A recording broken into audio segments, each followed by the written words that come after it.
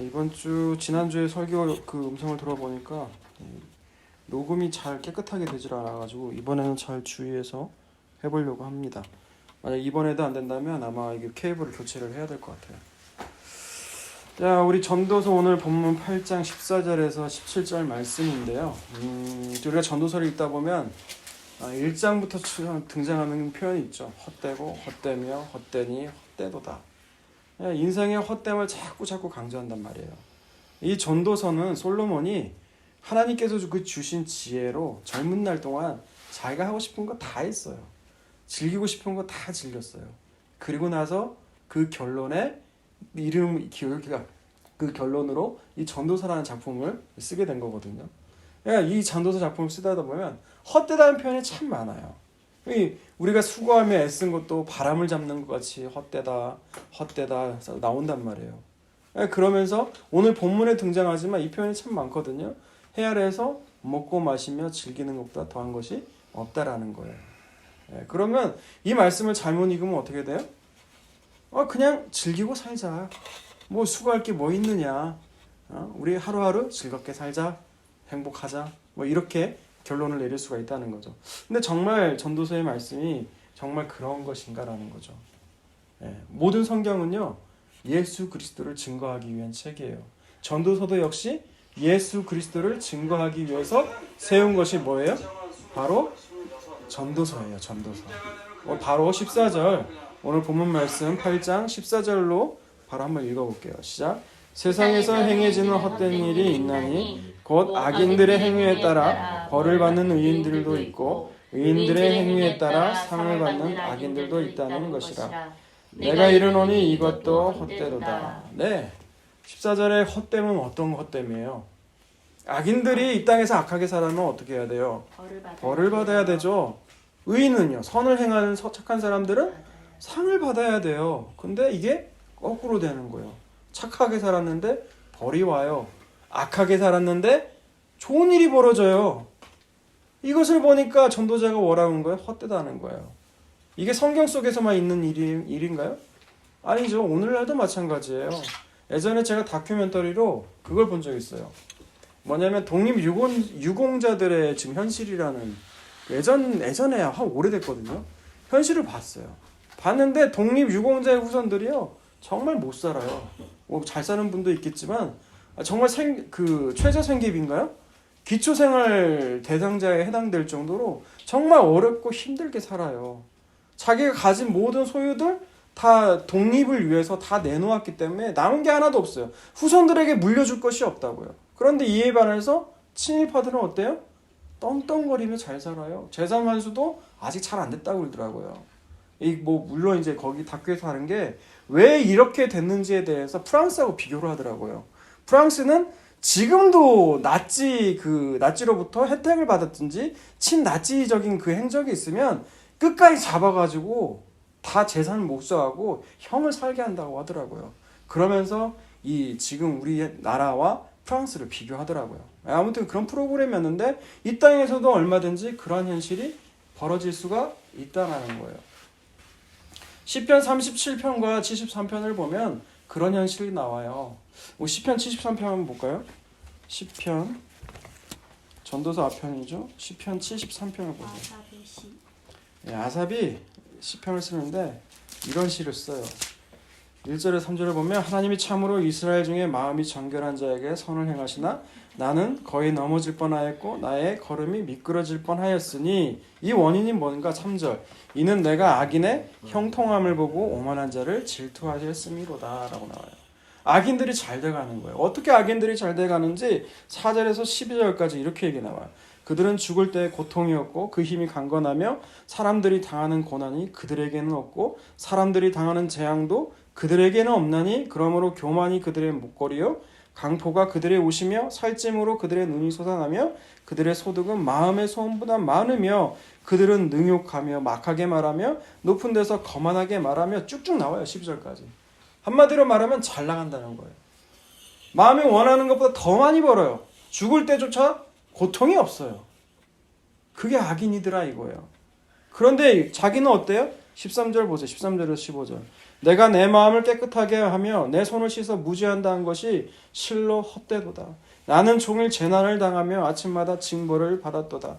내가 만일 스스로 이르기를 내가 그들처럼 말하리라 하였더라면 나는 주의 아들들의 세대에 대하여 악행을 해야 했으리라. 이 잘 나가는 악인들을 보고 내가 뭐 이거예요. 교회 나가 뭐하냐? 예수 믿어서 뭐하냐? 이 훨씬 더 잘 살고 악인들이 잘 사는데 이렇게 살아서 뭐하냐? 라는 거예요. 오늘날도 똑같지 않아요? 오늘날도 똑같아요. 교회 안 나가는 사람들이 더 잘 살아요. 이 시대 최고의 부자가 뭐예요? 삼성 아니에요? 네, 삼성 예수 안 믿습니다. 네, 오너가도 예수 안 믿어요. 잘 살아요. 그런데 이 시편의 기자가요 17절에 보니까 이렇게 봐요. 하나님의 성소에 들어갈 때야 그들의 종말을 내가 깨달았나이다. 네, 하나님의 임재가 이 시편 아사백에 임재하자 이제 깨달은 거예요. 악인들의 종말은 결국 어떻게 된다라는 거예요. 결국은 파멸로 끝이 내고 말다는 거예요. 의인은 잠시 이 땅에서 잠시 경한 환난을 받지만 이거는 잠깐이라는 거예요. 이것이 지금 아삽의 결론이에요. 그리고 하나님을 찬양을 하죠. 하나님의 임재가 임하게 되면 우리가 왜 이 땅에 대해서 하나님이 정말 계시다면 이런 일이 벌어질 수 있는가 원망하고 불평할 수 있지만 정말 하나님이 임재하시면 이사야처럼 화로다 내 입술이여 라고 고백을 할 수밖에 없다는 얘기예요. 그런데 오늘 전도서 8장 14절의 얘기는요 거기까지 이른 게 아니에요. 전도자는 이런 현실을 보니까 헛되다는 거예요. 헛되서 어떻다는 거예요? 15절 보세요. 15절 읽습니다. 시작. 이에 내가 희락을 찬양하노니 이는 사람이 먹고 마시고 즐거워하는 것보다 더 나은 것이 해 아래에는 없습니다. 하나님이 사람을 해 아래에서 살게 하신 날 동안 수고하는 일 중에 그러한 일이 그와 함께 있을 것이니라. 아멘. 네, 이런 헛됨, 악인이 잘되고 의인이 고통받는 이 현실, 의인이 고통받는 이 현실에 대해서 이게 내가 보니까 이게 뭐라는 거예요? 헛되다 이거예요. 그러니 먹고 마시는 것보다 더 즐거운 것이 없다라는 거예요. 그러니까 14절과 15절을 연결하면 어떻게 돼요? 세상에서 아무리 의롭게 살아도 악인이 받을 벌을 의인이 받고 의인이 받을 상을 악인이 받는 이 현실을 보니 받는 것처럼 보이니 이 보이는 세상에서 오직 먹고 마시는 낭만이 참된 즐거움이다 라는 마치 이런 결론을 줄 수도 있다는 얘기예요. 마저 읽자고요. 16절 17절 한번 읽어볼까요? 시작. 내가 마음을 다하여 지혜를 알고자 하며 세상에서 행해지는 일을 보았는데 밤낮으로 자지 못하는 자도 있도다. 또 내가 하나님의 모든 행사를 살펴보니 해 아래에서 행해지는 이를 사람이 능히 알아낼 수 없도다. 사람이 아무리 애써 알아보려고 할지라도 능히 알지 못하나니 비록 지혜자가 아노라 할지라도 능히 알아내지 못하리로다. 16절을 보니까 이래요. 내가 마음을 다해서 지혜를 알고자 하며 세상에서 행해지는 일을 보았는데 밤낮으로 자지 못하는 자도 있도다라고 그래요. 처음에 이 말씀을 읽을 때 뭐냐면 내가 지혜를 알고자 세상에서 행하는 일을 보고자 전도자가 봤는데 밤낮으로 자지 못하는 자가 있대요. 불면증 환자가 있다는 걸 얘기하려고 하는가? 의심이 좀 이상하더라고요. 잘 이해가 안 되더라고요. 세번역 성경을 보니까 이렇게 나와 있어요. 내가 마음을 다하여 지혜가 무엇인지 알고자 하였을 때 그리고 땅 위에서 밤낮 쉬지도 않고 수고하는 사람의 수고를 살펴보았을 때라고 번역하더라고요. 그러니까 쉬지도 않고 일하는 그 사람의 수고를 밤낮 눈 뜨지 않은 상태로 비유하고 있다는 거예요. 영어 성경을 봐도 똑같이 쓰이더라고요. 네. 그러니까 사람들이 밤낮으로 눈도 안 붙이고 수고하고 하는 이유를 알아보려고 전도자가 지금 애를 써봤다는 거예요. 근데 결론이 뭐예요? 알 수 없다라는 거예요. 그러면서 하시는 게 뭐예요? 하나님의 행사를 사람이 알 수가 없다라는 거예요. 그러니까 14절부터 17절까지 내용을 결론 요약하면 그러니까 즐겨라. 즐겨라. 마치 이런 구절로 끝나는 것 같아요. 여러분 전도서 2장을 볼까요? 이것이 처음 있는 얘기가 아니에요. 전도서 2장을 볼게요. 전도서 2장 22절부터 보세요. 22절. 사람이 해 아래에서 행하는 모든 수고와 마음에 애쓰는 것이 무슨 소득이 있으랴. 일평생에 근심하며 수고하는 것이 슬픔뿐이라. 그의 마음이 밤에도 쉬지 못하니 이것도 헛되도다. 예, 헛됨을 자꾸 얘기하죠. 그래서 이 결론이 뭐예요? 24절. 사람이 먹고 마시며 수고하는 것보다 그의 마음을 더 기쁘게 하는 것은 없나니 내가 이것도 본즉 하나님의 손에서 나오는 것이로다. 예, 먹고 마시며 즐거워하는 것보다 더 나은 것이 없다는 거예요. 예, 오늘 말씀과도 맥을 같이 하는 거죠. 그러면 정말 먹고 마시는 것만이 정말 그게 참된 희락이냐? 참된 즐거움은 바로 이 땅에서 그냥 수고하면서 먹고 마시는 것, 이것이 정말 참된 기쁨이냐라는 거예요. 여러분, 솔로몬은 이 참된 기쁨을, 이게 참된 기쁨이라고 그러면 참된 기쁨을 누린 자는 누구예요? 솔로몬이에요. 근데 솔로몬의 결론은 뭐예요? 헛되다는 거예요. 내가 이렇게 먹고 마시며 누려봤지만 헛되다는 거예요. 그때 잠시뿐이에요. 지나가면 별거 아니더라는 거예요. 그럼 이게 뭔 말이냐는 거예요. 여러분, 누가복음 16장에 보면 부자와 나사로의 비유가 나오죠. 그죠? 부자는 자색 옷을 입고 호화롭게 즐기며 날마다 파티 외치던 사람이에요. 그죠? 그에 비해서 거지 나사로가 등장하죠. 거지 나사로는 어때요? 그 부자의 그 떨어지는 상에서 그 부스러기를 먹는 그런 비참한 신세였어요. 그리고 상처가 헐면 헌데를 누가 와요? 개가 와가지고 핥아요. 이런 비참한 처지에 놓여 있는 게 거지 나사로였단 말이에요. 그런데 둘 다 죽음이라는 거 공통적으로 만나게 되죠. 근데 부자는 어디로 가요? 음부에 가요. 거지 나사로는요? 천국에 가요. 예, 거지가 천국 가고 부자는 지옥 간다. 이런 일방적인 말은 하는 얘기는 아니겠죠. 오늘 말씀과 연결을 짓는다면 먹고 즐기는 거에서 참된 기쁨이 있다는 건 누구였어요? 여기 문자적으로는 부자예요. 근데 부자가 간 곳이 결국 어디라고요? 음부라고요, 음부. 그럼 먹고 즐기는 것, 현재의 낙을 정말 즐기자며 살자는 것, 그것이 정말 전도자가 하는 이야기일까라는 거예요. 여러분, 이 땅에서 수고하면서 땀 흘려서 수고하고 먹고 마시는 건 하나님 은혜로 주신 건 맞아요. 그런데 이것만을 위해 살아간다면 우리도 부자처럼 되고 말 거라는 거예요. 그렇다면 우리는 무엇을 먹고 마시는 일에 참 즐거움을 쓸 것이냐라는 거예요. 무엇일까요? 여러분, 구약은 그림자예요. 이것을 보여주는 그림처럼 나타나는 것이 있어요. 우리 창세기 보세요. 창세기 14장을 봅시다. 창세기 14장을 보면 아브라함이 등장하게 되는데 아브라함이 조카 롯을 구하는 장이 14장이에요. 예. 아브라함과 롯이 이제 갈라지죠. 예. 롯은 어디 땅을 택하죠? 소돔과 고모라 땅을 택해요. 근데 그 택한 땅에서 전쟁이 벌어져요. 네 왕과 다섯 왕의 연합 전쟁이 벌어지죠. 근데 그 전쟁에서 누가 이겨요? 네 왕들이 이깁니다. 그리고 그 다섯 왕에 속했던 조카 롯을 그돌라오메이라고 하는 사람이 납치를 해요.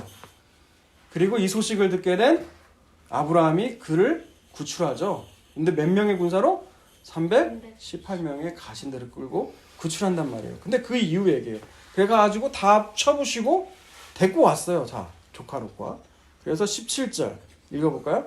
아브라함이 그돌라오메와 그와 함께 한 왕들을 쳐부수고 돌아올 때에 서돔 왕이 사회 골짜기 곧 왕의 골짜기로 나와 그를 영접하였고 살렘 왕 멜기세덱이 떡과 포도주를 가지고 나왔으니 그는 지극히 높으신 하나님의 제사장이었더라. 네. 아브라함이 전쟁에서 이기고 돌아온 거예요. 내 왕을 쳐부수고 돌아온 거예요. 얼마나 기쁨에 차 있을까요? 그죠? 이 얼마나 기쁨에 차 넘친 상태예요. 그 상태에서 이제 소돔 왕이 와서 영접하였고 그 다음에 살렘 왕 멜기세덱이 나와요. 근데 이 멜기세덱이 누구라고 나와요? 멜기세덱이 갑자기 살렘 왕이에요. 등장하지 않았어요. 창세기 14장에 처음 등장해요. 그죠? 이 멜기세덱의 정체가 뭘까요? 살렘 왕 14장에 이렇게밖에 안 나오거든요. 뭐라고 나와요? 살렘 왕 멜기세덱이라고 나오고 하나님의 제사장이라고 나와요. 갑자기 이렇게 나타난단 말이에요. 그래서 히브리서 여기 잠깐 적고 히브리서 7장을 한번 보세요. 히브리서 7장. 물론 이제 이 멜기세덱이 등장한 게 히브리서 5장부터 이렇게 쭉 등장하게 되긴 하는데 이걸 다 보기에는 시간이 부족하고 히브리서 7장에 보면 이 멜기세덱의 정체에 대해서 이렇게 나오거든요. 1절에서 3절 읽어볼까요? 시작. 이 멜기세덱은 살렘 왕이요 지극히 높으신 하나님의 제사장이라 여러 왕을 쳐서 죽이고 돌아오는 아브라함을 만나 복을 빈 자라. 아브라함이 모든 것의 10분의 1을 그에게 나누어 주니라. 그의 이름을 해석하면 먼저는 의의 왕이요 그 다음은 살렘 왕이니 평강의 왕이요 아버지도 없고 어머니도 없고 족보도 없고 시작한 날도 없고 끝도 없어 하나님의 아들과 닮아서 항상 제사장으로 있느니라. 아멘. 이 멜기세덱이 누구라고요? 하나님의 아들, 바로 예수 그리스도란 말이에요. 예, 누구를 지금 아브라함이 처음 만난 거예요? 이 예수님을 이때 처음 만났다는 거예요. 근데 이 멜기세덱이 지적한 적이 있어요. 뭘 지적하냐면 19절 보세요. 창세기 14장 19절에 보면 이렇게 나와요. 아브라함에게 축복하여 이르되 천재의 주제시여 지극히 높으신 하나님이여 아브라함에게 복을 주소서. 복을 비는 거죠. 그 다음에 뭐라고 얘기하냐면 너희 대적을 내 손에 붙이신 지극히 높으신 하나님을 찬송할지로다. 뭐라고 나와요? 네가 아브라함, 네가 잘해서가 아니라는 거예요. 하나님의 능력으로 그 적들을 하나님께서 붙여주셨다라고 얘기를 해주는 거예요. 그러면서 그 살렘왕 멜기세덱이 갖고 나오는 게 뭐예요? 떡과 포도주예요. 포도주. 그죠? 우리가 성만찬할 때 뭘로 하죠? 떡과 포도주로 하죠. 네, 똑같은 거예요. 정말 아브라함이 즐거워해야 될 것은 무엇이냐? 예수님의 살과 피라는 얘기예요. 예수님의 살과 피를 지금 누가 맛보고 있다? 아브라함이 먼저 맛보고 있다라는 거예요. 그 얘기를 요한복음 8장을 보세요. 요한복음 8장. 요한복음 8장 56절을 보세요. 56절. 요한복음 8장 56절. 너희 조상 아브라함은 나의 때 볼 것을 즐거워하다가 보고 기뻐하였느니라. 여러분 여기 나와 있죠? 아브라함이 나의 때, 나는 누구예요? 예수님이 오신 것을 이미 보았고 그걸 기뻐하고 정말 즐거워했다라는 거예요. 그게 뭐예요? 바로 예수님의 살과 피를 상징하는 떡과 포도주란 얘기예요. 지금 여러분 좀 이해 가세요? 모르면 또 들으세요. 네, 그 믿음의 조상인 그 아브라함에게 먼저 떡과 포도주가 가장 큰 기쁨이고 희락이라는 것을 지금 성경에서 그림자처럼 지금 보여주고 있는 거예요. 멜기세덱을 통해서. 출애굽기 24장을 볼까요? 또 그림자처럼 또 보여주고 있는데 출애굽기 24장. 출애굽기 24장은 이제 하나님과 이스라엘이 시내산에서 언약을 맺는 장면이에요. 출애굽기 24장 8절에서 11절을 읽어볼게요. 모세가 그 피를 가지고 백성에게 뿌리며 이르되 이는 여호와께서 이 모든 말씀에 대하여 너와 세우신 언약의 피니라. 모세와 아론과 나답과 아비후와 이스라엘 장로 70인이 올라가서 이스라엘의 하나님을 보니 그의 발 아래에는 청옥을 편듯하고 하늘같이 청명하더라. 하나님이 이스라엘 자손들의 존귀한 자들에게 손을 대지 아니하였고 그들은 하나님을 뵙고 먹고 마셨더라. 여기까지 11절까지입니다. 하나님은 거룩하신 분이에요. 그 하나님의 거룩하심 때문에 누구도 그냥 가까이 오면 죽고 말아요. 그런데 이스라엘 장로들과 이스라엘 백성들이 죽지 않아요. 왜요? 하나님과 시내산에서 피로 맺은 그 언약의 피를 뿌렸기 때문에 그 앞에서 먹고 마시며 즐거워하더라는 거예요. 이렇게 먹고 마시며 즐거워할 수 있었던 것은 바로 그 피뿌림의 피 언약이라는 거예요. 여기도 똑같이 예수님의 살과 피를 증거하고 있다는 거죠. 예수님의 살과 피를 먹고 마심이 진짜 기쁨이요 진짜 희락이라는 거예요. 여러분 오늘 다시 본문 17절 한번 볼까요? 오늘 다시 본문 8장 17절을 보세요. 17절. 17절 말씀을 다시 한번 읽어볼게요. 또 내가 하나님의 모든 행사를 살펴보니 해 아래서 행해지는 일을 사람이 능히 알아낼 수 없도다. 사람이 아무리 애써 알아보려고 할지라도 능히 알지 못하나니 비록 지혜자가 아노라 할지라도 능히 알아내지 못하리로다. 솔로몬은 하나님이 주신 그 최고의 지혜를 받았던 사람이에요. 그 지혜로 세상에서 벌어지는 모든 일을 살펴보니까 세상 일을 다 알 수가 없더라는 거예요. 그러니 솔로몬은 희락은 먹고 마시며 즐겁게 사는 것이라 라고 얘기하고 있지만 그 먹고 마시라는 것은 썩을 양식을 얘기하는 것이 아니라는 거예요. 만약 썩은 양식을 얘기한다면 아까 얘기들은 부자는 천국 가야 돼요. 부자는. 그죠? 이 썩을 양식에 집중했던 부자는 결국 음부에 내려갔단 말이에요. 그럼 우리는 뭘 먹고 마셔야 되냐? 영원한 생명의 양식을 먹고 마시는 것이 진짜 희락이라는 거예요. 그게 낙이라는 거예요. 그게 진짜 낙이라는 거예요. 그런데 이 영원한 생명의 양식을 문제는 내가 원한다고, 내가 취한다고, 내가 얻고자 한다고 성경을 아무리 읽는다고 되어지는 게 아니라는 거예요. 여러분, 아담이 선악과를 먹은 이후에 하나님이 하신 액션, 취한 행동이 뭐예요? 그 마지막 생명나무가 있는 길을 천사로 하여금 지키게 하잖아요. 막습니다. 인간이 선악에 밝은 그 인간들이 이제 생명나무까지 취하면 하나님같이 돼서 영생을 취하게 되니까 하나님이 막으신다고요. 그래서 인간이 자기가 노력한다고 의지적으로 한다고 돼서 이 생명의 양식에 가까이 되는 것이 아니라는 거예요. 하나님께서 허락하신 자만이 이 생명의 양식을 먹을 수가 있다는 거예요. 이 생명의 양식이 누구예요? 하나님의 아들께서 친히 육체가 되셔서 자신의 살과 피를 주신 분, 그 예수님이잖아요. 네. 여러분 요한복음 6장을 한번 보세요. 요한복음 6장 51절부터 58절까지 말씀 읽어볼게요. 요한복음 6장 51절에서 58절. 나는 하늘에서 내려 살아있는 떡이니 사람이 이 떡을 먹으면 영생하리라. 내가 줄 떡은 곧 세상의 생명을 위한 내 살이니라 하시니라. 그러므로 유대인들이 서로 다투어 이르되 이 사람이 어찌 능히 자가 살 자를 우리에게 주어 먹게 하겠느냐. 예수께서 이르시되 내가 진실로 진실로 너희에게 이르노니 인자의 살을 먹지 아니하고 인자의 피를 마시지 아니하면 너희 속에 생명이 없느니라. 내 살을 먹고 내 피를 마시는 자는 영생을 가졌고 마지막 날에 내가 그를 다시 살리리니 내 살은 참된 양식이요 내 피는 참된 음료로다. 내 살을 먹고 내 피를 마시는 자는 내 안에 거하고 나도 그의 안에 거하니라. 살아계신 아버지께서 나를 보내심에 내가 아버지께로 말미암아 사는 것 같이 나를 먹는 그 사람도 나로 말미암아 살리라. 이것은 하늘에서 내려온 떡이니 조상들이 먹고도 죽은 그것과 같지 아니하여 이 떡을 먹는 자는 영원히 살리라. 아멘. 네, 예수님은 자신의 살과 피를 말씀하신 거, 오병이에 붙여서 얘기하신 거죠. 오병이의 표적을 베푸신 것은 예수님이 자신이 살아있는 떡, 하늘에서 내린 만나는 먹으면 죽어요. 하지만 예수님은 먹으면 어떻게 돼요? 영원히 산다는 거예요. 그래서 예수님만이 참된 양식, 생명의 양식이라는 것을 얘기하고 있다는 거예요. 근데 이 이야기를 듣습니까? 못 듣습니까? 못 듣는 사람들이 많다는 거예요. 66절 보세요. 그때부터 예수님이 이 말씀하신 그때부터라는 거예요. 예수님이 말씀을 하신 그때부터 그의 제자 중에서 많은 사람이 떠나갔다는 거예요.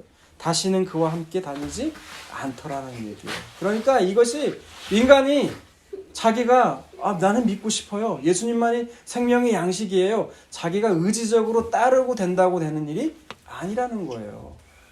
이건 하나님께서 그 눈을 열어주셔야만 된다는 얘기예요. 우리가 깨달아가지고 되는 게 아니에요. 성령이 오셔서 우리를 깨닫게 하시는 거예요. 아멘. 그런 자들만이 믿고 나올 수 있다는 거예요. 67, 68절 마저 읽을까요? 진짜. 예수께서 12제자에게 이르시되 너희도 가려느냐? 시몬 베드로가 대답하여 주여 영생의 말씀이 주께 있사오니 우리가 누구에게로 가오리까? 그렇게까지 얘기했어요. 그러나 그 십자가 앞에서 모든 제자들은 예수님을 배신하고 다 도망가고 말죠.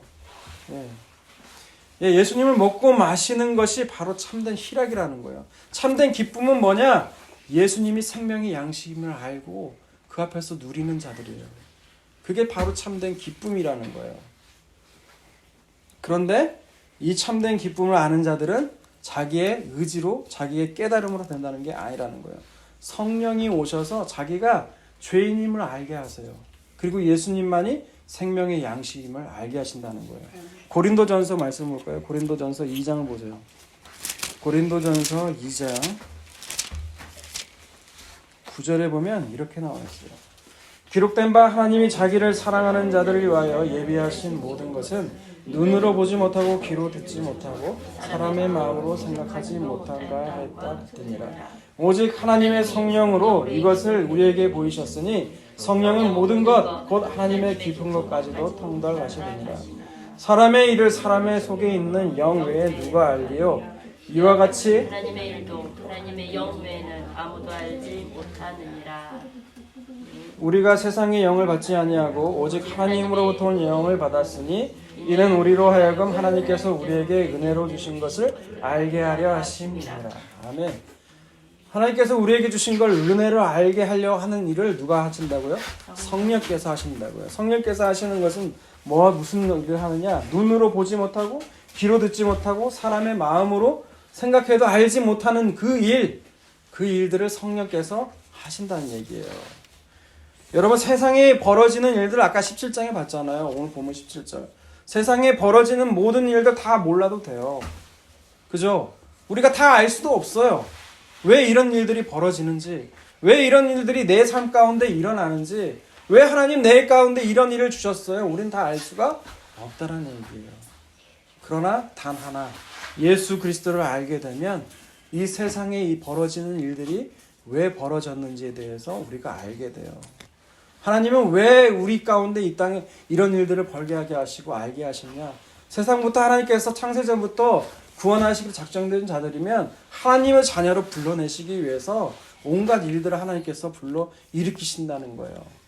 여러분, 그 요한 1서 말씀 잘 하실 거예요. 내 영혼이 잘된 같이 범사에 잘되기를 내가 강구하노라. 우린 여기 어디에 포인트에 맞춰져 있어요? 범사에 잘된대. 내일 잘된대. 영혼이 잘되면 뭐예요? 관심 없어요. 근데 하나님은 영혼에 잘된 같이 범사에 잘되기를 강구한다고 얘기했거든요. 그 얘기가 뭐예요? 영혼에 잘되면 영혼에 하나님의 구원됨, 하나님의 자녀됨을 만든다는 거예요. 그러면 그 일을 행하시기 위해서 범사에 이루어지는 그 모든 일들을 하나님께서 그에 맞춰서 일하신다는 얘기예요. 그것이 모든 사람이 잘되라, 모든 일 잘되라, 예수 믿으면 만사형통이다, 이 얘기가 아니라고요. 여러분, 그렇게 믿으면 예수가 우상이 돼요. 나를 위한 우상이 된다고요. 하나님 그렇게 우리를 이렇게 인도하시지 않는다는 거예요. 아시겠죠? 네. 그래서 세상에 예수 그리스도를 알고 믿는 것이 참된 지혜고 참된 기쁨이라는 거예요. 여러분, 예수님을 믿는다는 건요, 십자가에서 그 자신의 살과 피를 내주신 그분을 믿는 거예요. 이 신령한 복을 주시기 위해서 높으신 하나님의 아들이 낮은 사람의 모양으로 오셨다는 거. 그 생명, 그 자기의 살과 피, 그 생명을 먹고 마시는 것이 참된 희락이라는 걸 아는 것이 바로 예수를 믿는다는 거예요. 우리 로마서 14장 17절 결론으로 신약 두 군데 더 보고 말씀을 마치려고 합니다. 로마서를 보세요. 로마서 14장 17절을 보세요. 다 잘 아시는 말씀이에요. 유명한 말씀인데, 하나님의 나라는 먹는 것과 마시는 것이 아니요 오직 성령 안에 있는 의와 평강과 희락이라. 아멘. 하나님의 나라는 뭐라고요? 먹고 마시는 데 있지 않다고요. 분명히 얘기했죠. 전도서의 말씀과 어때요? 다 연결되는 거예요. 먹고 마시는 데 있지 않다고요. 그러면 뭐에 있다는 거예요? 하나님 나라는 성령 안에 있는 그 의는 뭐예요? 예수 그리스도. 예수 그리스도를 믿게 됨으로 말미암은 의예요. 그 의가 있는 자는 평강, 마음의 평강이 오는 거죠. 그런 자들만이 어떻게 돼요? 희락을 누리며 사는 거예요.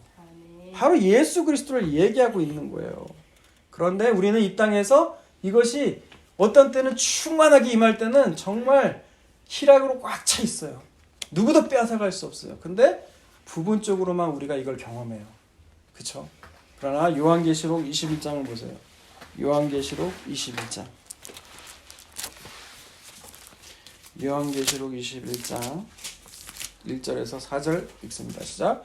또 내가 새 하늘과 새 땅을 보니 처음 하늘과 처음 땅이 없어졌고 바다도 다시 있지 않더라. 또 내가 봄에 거룩한 성 예루살렘이 하나님께로부터 하늘에서 내려오니 그 준비한 것이 신부가 남편을 위하여 단장한 것 같더라. 내가 들으니 보좌에서 큰 음성이 나서 이르되 보라 하나님의 장막이 사람들과 함께 있으매 하나님이 그들과 함께 계시리니 그들은 하나님의 백성이 되고 하나님은 친히 그들과 함께 계셔서 모든 눈물을 그 눈에서 닦아주시니 다시는 사망이 없고 애통하는 것이나 욱하는 것이나 아픈 것이 다시 있지 아니하리니 처음 것들이 다 지나갔음이러라. 아멘. 이게 완성되는 날이 언제예요?